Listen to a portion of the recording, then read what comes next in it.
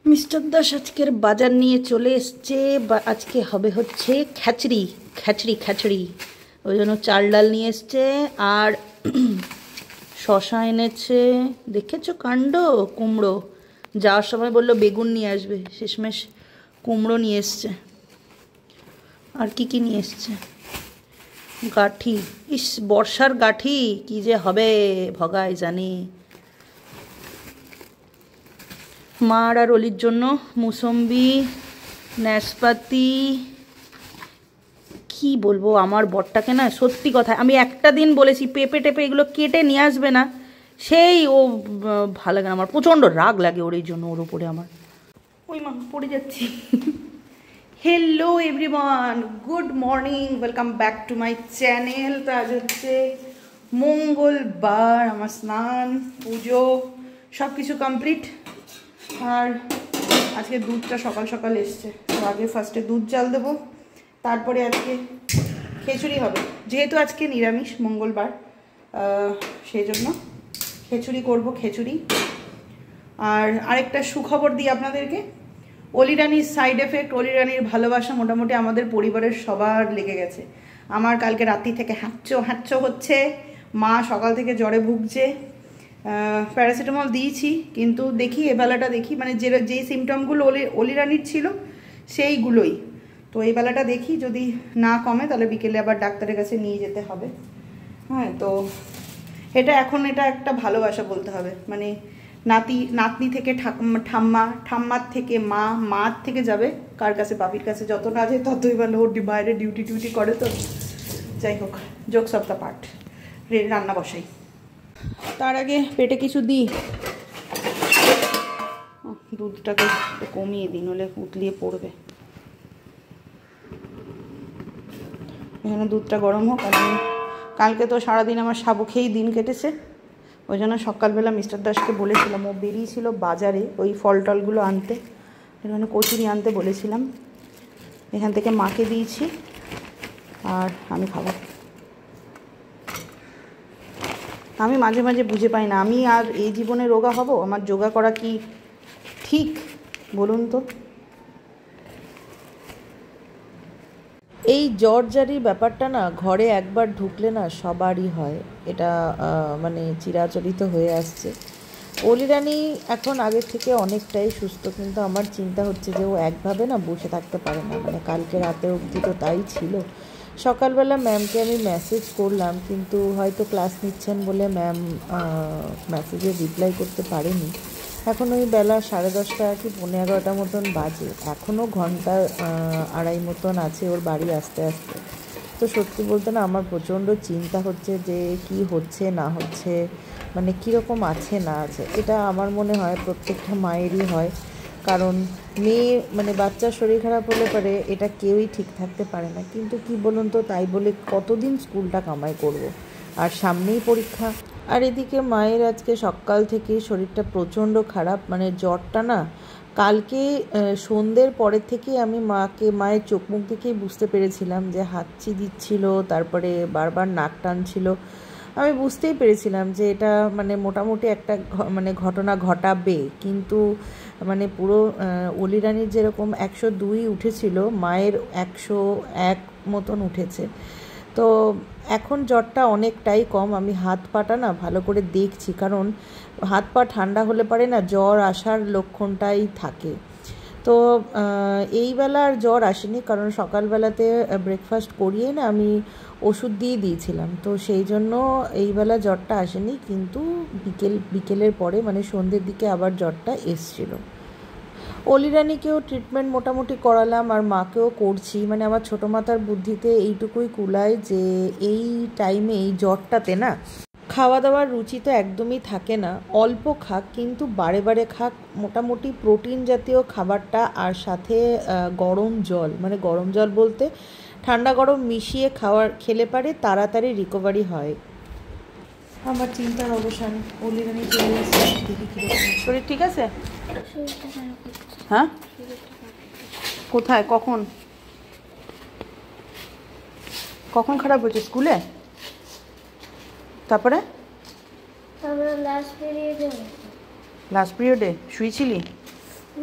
তাহলে যেই ভয়টা পেয়েছিলাম, আমি জানতাম আমার মনটাতে আর কি সকাল থেকেই একটুখানি মনে হচ্ছিল যে ওর বুঝি শরীরটা খারাপ হবে।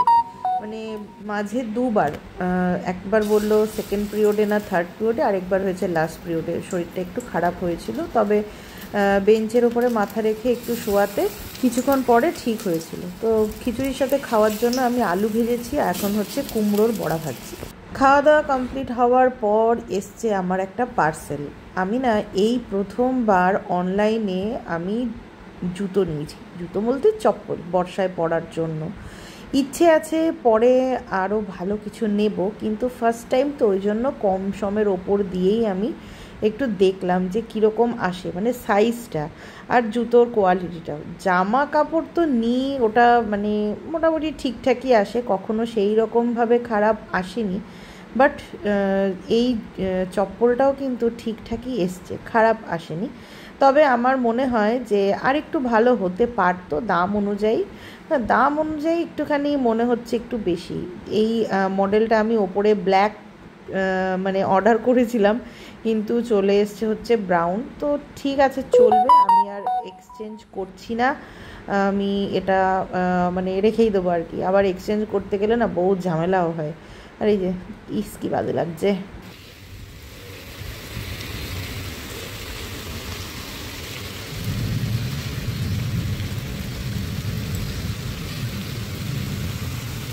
Good evening everyone. ঘড়িতে রাত্রি 8:30 বাজে। অলিরানিকে পড়াও শেষ করেছি আর কারেন্টটাও ঝপ করে চলে গেছে। এখন রাত্রে রান্নাবান্না করবো, জানি না কী করে হবে। আর তার উপরে বাইরে প্রচণ্ড মেঘ ডাকছে, বৃষ্টিও পড়ছে। ঘড়িতে এখন কটা বাজে জানেন? 10টা বাজে।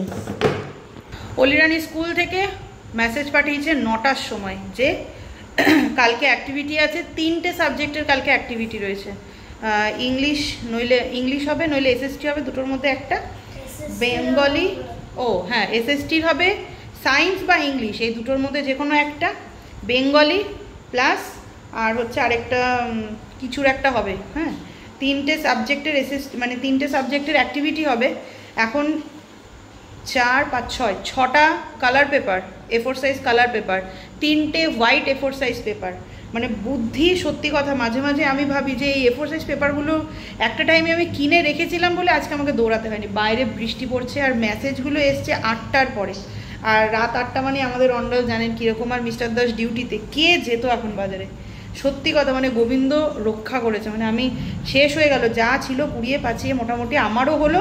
আর জয়শ্রীদি ফোন করেছিল, জয়শ্রীদির কাছে নেই, তো জয়শ্রীদিরও মোটামুটি অ্যাডজাস্ট করিয়ে মানে হয়ে গেল আর কি।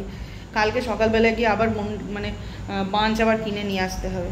মানে একটু এই ছোটোখাটো জিনিসগুলো, এই মেসেজগুলো যদি সকালের দিকে করে না, তাহলে আমার একটু সুবিধা হয়, জোগাড় করতে হতো না, মানে এত মানে ঝামেলা হতো না আর কি। আজকে ভাবলাম যে একটুখানি তাড়াতাড়ি শোবো, কিন্তু আর শোয়া। ও এখন 10টা বাজে, অলিরানি ড্রয়িং করছে, আমিও পেপারগুলো জোগাড়জান্তি করে সব কিছু গুছাতেই 10:30 থেকে 11:45। তারপরে মিস্টার দাস আসবে, ওকে খেতে দেওয়া, এই ঝামেলাগুলো ছিলই। আর কি বলুন তো, ইংলিশ মিডিয়াম স্কুলে বাচ্চাকে আমরা পড়াই ঠিকই, বাট এই যে মানে ঢ্যাকামগুলো হয় না, এগুলো না প্রচণ্ড রাগ লাগে। আমি একটা জিনিস বুঝি না যে ওরা কেন সন্ধেবেলা বা দিনের বেলা পাঠায় না। এই সমস্ত প্রজেক্টগুলো নিশ্চয়ই সন্ধেবেলাতে বসে স্কুলে হয় না। যখন ম্যামরা ডিসাইড করছে, ঠিক সাথে সাথেই স্কুল শেষ হওয়ার পরেই এই জিনিসগুলো পাঠিয়ে দিলে পরে আমাদের জোগাড় করতে একটু সুবিধা হয়। এই বাচ্চাটা ক্ষেত্রেই দেখুন, আমার অলি আজকে দুপুরবেলা একটু কমই ঘুমিয়েছে, কারণ ম্যাম আজকে পড়িয়েছে। অনেক দিন পরে দিদির কাছে পড়তে গেল, স্কুল করে এমনিও শরীরটা খারাপ, প্রচণ্ড টায়ার্ড হয়ে গেছে। তো তাও ইচ্ছে না থাকলেও করতে হচ্ছে, কারণ বর্ষাকালের মানে রেনি সিজনের একটা প্রিন্ট আউট কাট করে নিয়ে যেতে হবে। কিন্তু এই রাতে আমি কোথায় প্রিন্ট আউট করতে যাব? ওই জন্য বাধ্যতামূলক ওকে ফোন দেখে আমি ওকে বললাম যে একটা ড্রয়িং কর। যাই হোক, ও মানে ভালো বলতে হবে, সত্যি মানে পুরো এনার্জি নিয়ে আমি কাজ করছি দেখে ও বসে গেল এটা করতে। এরপর আর বেশি বড় ব্লগ করব না, আমি এখানেই শেষ করব, কারণ হাতে ছোটোখাটো কাজ আছে, আর তার উপরে আমার আজকে খাওয়াও হয়নি। এইগুলো গুছিয়ে অলিরানির ড্রয়িং করতে করতে আমি না খেয়ে নেবো, কারণ বেশি রাত হয়ে গেলে আমার খুব অসুবিধা হয়ে যায়। আচ্ছা, এটা হলো অলিরানির আর এটা হলো প্রিয়াংশী। কালকে অলিরানি কালকে স্কুলে যাবে, একই সেকশন, মানে সেকশন আলাদা, রুমগুলো একই, মানে আগে পিছিয়ে আর কি, তো ওকে দিয়ে দেবে। সব কিছু সেরে উঠতে উঠতে সেই 11টা 15 হয়েই গেছিলো। তো চলুন আজকের জন্য ব্লগটা এই অবধিই রাখছি। আর এই যে ফোন দেখে অলিরানি এই ড্রয়িংটা কমপ্লিট করলো।